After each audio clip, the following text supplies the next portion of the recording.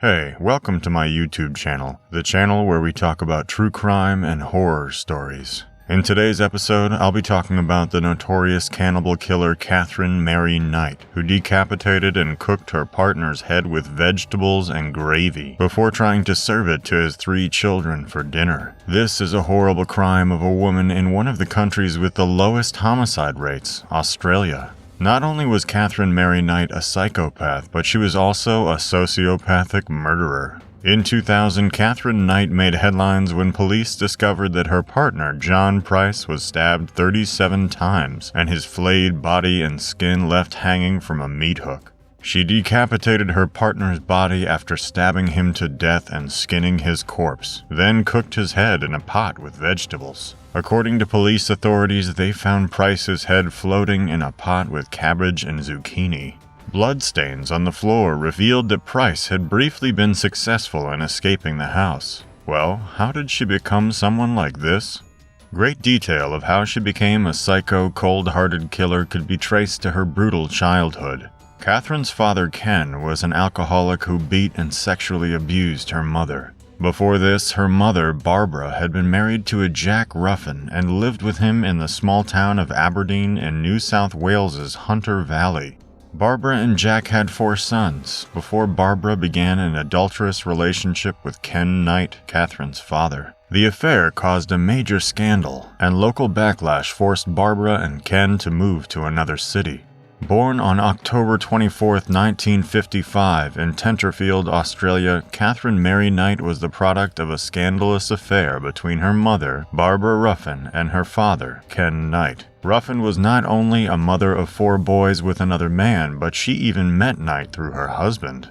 Katherine's father, Ken, openly used violence and intimidation to rape her mother, Barbara, up to 10 times a day. Barbara, her mother, would in turn often tell her daughters intimate details of her sex life and how much she hated sex and men. Later, when Katherine complained to her mother that one of her partners wanted to take part in a sex act she didn't want to do, Barbara told her to put up with it and stop complaining. Katherine claims she was frequently sexually abused, though not by her father, which continued until she was 11. Katherine was, by all accounts, a pleasant girl who experienced uncontrollably murderous rages in response to minor upsets.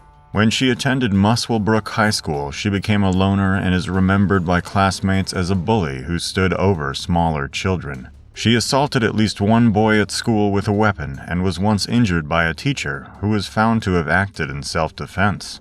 Knight was known as a bully who terrorized smaller children. Without ever learning how to read or write, she quit at the age of 15.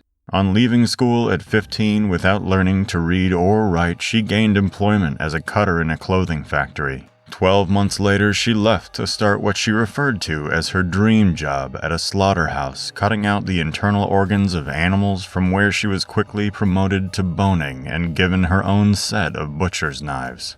At home, it was said she hung the knives over her bed so that they would always be handy if I needed them.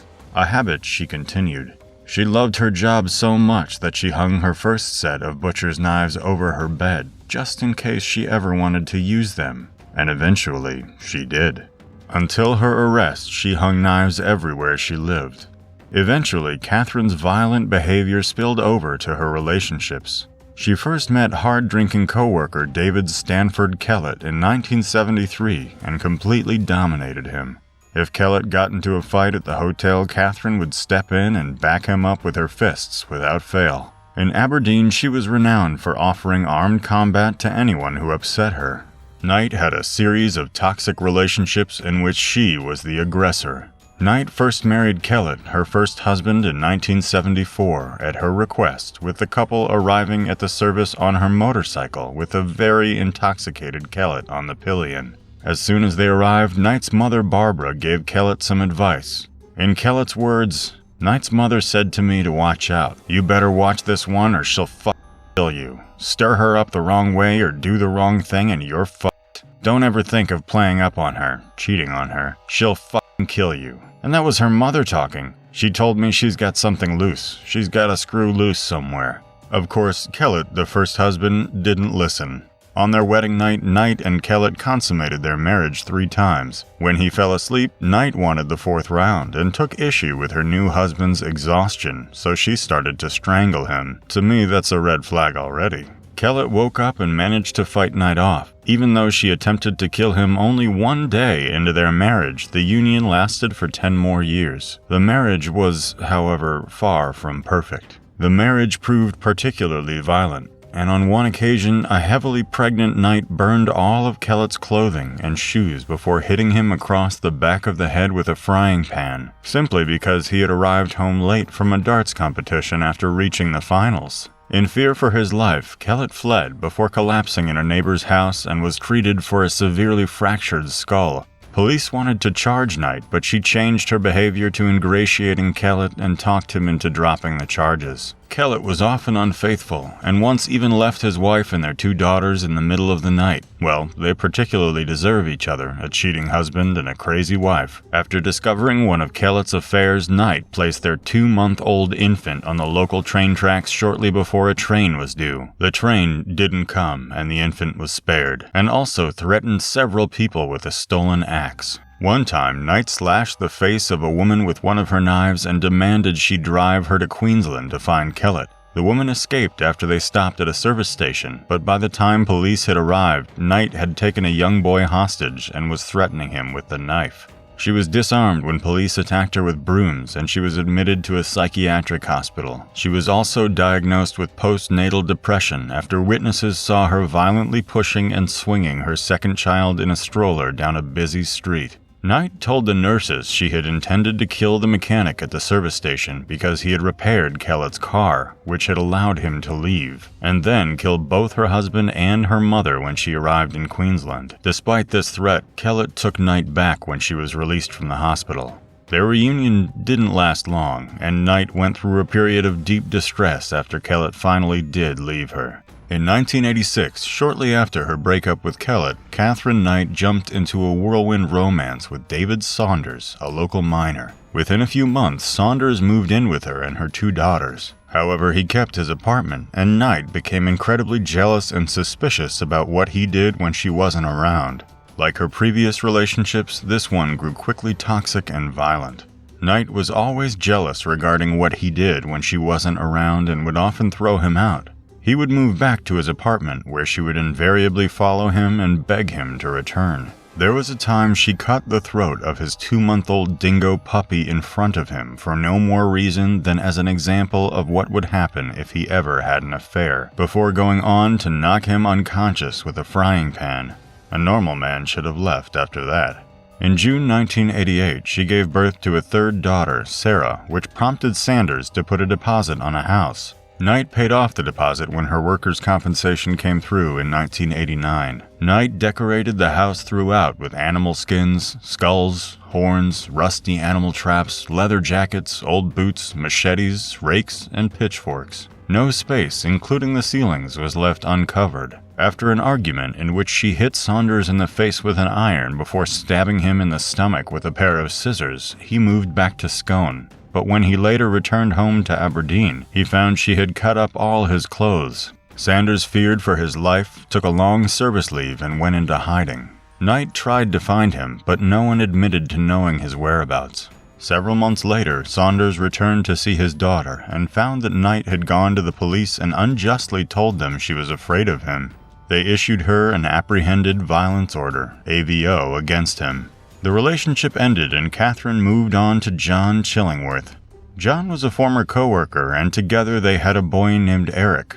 They stayed together for 3 years and had a child, Knight's first son. While no violent incidents have been reported about their relationship, it ended after Chillingworth learned that Knight was having an affair with a man named John Charles Thomas Price. Not only is she a manipulator, she's a cheater too. The beginning of Katherine Knight and John Price's relationship was without complications. He had 2 older children who lived with him and seemed to like Knight, and he made enough money as a minor to keep her comfortable. They moved in together in 1995 and things were going smoothly. Well, they say pretenders are worse than murderers. I guess she's both. Charles Thomas Price was the father of 3 children when Knight had an affair with him. Reputedly a terrific bloke liked by everyone who knew him, his marriage had ended in 1988. While his 2-year-old daughter had remained with his former wife, the 2 older children lived with him. Price was well aware of Knight's violent reputation as she moved into his house in 1995. His children liked her, he was making a lot of money working in the local mines, and apart from violent arguments, at first, life was a bunch of roses. The problem started when Knight and Price fought over his refusal to marry her. In retaliation, she videotaped items he had allegedly stolen from work and sent the tape to his boss. Although the items were out-of-date medical kits that he had scavenged from the company rubbish tip, Price was fired from the job he had held for 17 years. That same day, he kicked her out and she returned to her own home while news of what she had done spread throughout the town. A few months later, Price restarted the relationship, although he now refused to allow her to move in with him. The fighting became even more frequent, and most of his friends would no longer have anything to do with him while they remained together. In February of 2000, an argument between John Charles Thomas Price and Katherine Knight culminated with her attempting to stab him in the chest. He took out a restraining order against her in an attempt to keep his children safe. Towards the end of the month, Price let on that he was concerned for his safety and told his co-workers that if he ever went missing, it was because Knight killed him. He was right to be afraid. On February 29, 2000, John Charles Thomas Price came home from work and followed his usual routine of checking in with the neighbors before going to bed at 11 p.m. Knight came home shortly after, made herself dinner, watched TV, showered, and then went upstairs. She woke Price, the 2 had sex, and he went back to bed. Then Katherine Knight took a butcher's knife from next to her bed, where she had always kept them, and stabbed Price 37 times. According to investigators, he woke up during the attack but could not fight her off. He succumbed to his wounds and Knight dragged his body downstairs, skinned him, and hung his body from a meat hook in the living room. Then she decapitated him and cut up pieces of his body, skinning him and removing his genitals in the process. All were done skillfully and without signs of hesitation. Along with an array of vegetables, the head of John Price was sitting cooked atop his kitchen stove. Price's head was found in a pot with vegetables. The pot was still warm, estimated to be at between 40 and 50 degrees Celsius, indicating that the cooking had taken place in the early morning. Sometime later, Katherine arranged the body with the left arm draped over an empty 1.25-liter soft drink bottle with the legs crossed. The table had 2 places set, each with a plate full of vegetables and cooked human flesh, with a note next to each plate. The last minutes of his life must have been a time of abject terror for him, as they were a time of utter enjoyment for her. Katherine had left a handwritten note on top of a photograph of Price. Blood-stained and covered with small pieces of flesh, the note read, "Time got you back, Jonathan, for raping my daughter. You to Beck, Price's daughter, for Ross, for little John, his son. Now play with little John's dick, John Price." Yes, that's how it sounds. As you remember, Katherine dropped out at age 15 and struggled with reading and writing skills. The accusations in the note were found to be groundless. It was John Price's failure to show up at work the next day that led his boss to raise the alarm. A short time later, police officers found themselves facing the horrific scene inside his hallway. It was the start of a journey into hell as police worked their way through the scene. When police reached the bedroom, they discovered a drugged Katherine, otherwise unharmed, asleep on the bed. She had taken an overdose of pills but was still alive and made a full recovery in the hospital, where she was transferred to a psychiatric ward. Katherine was charged with murdering John Price in 2001, but she initially pleaded not guilty, claiming that she remembers nothing from the night. She later changed her plea without giving a reason, and the jury was dismissed. Despite entering a guilty plea, Katherine did not admit to the crime she committed. On November 8th, Justice O'Keefe, the trial judge, pointed out that the nature of the crime and Katherine's lack of remorse required a severe penalty.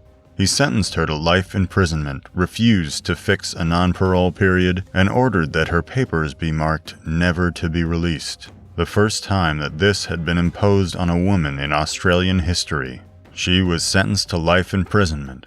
She is the first Australian woman to be sentenced to life imprisonment without parole. She is currently imprisoned at the Silverwater Women's Correctional Center in New South Wales. To this day, Knight nevertheless maintains her innocence and refuses to accept responsibility for her actions. I think one important lesson here is to stay out of toxic relationships, never settle with a violent or manipulative partner, know your worth, and never ignore the red flags. Hope you had a nice time watching. See you in the next video, and don't forget to subscribe and comment.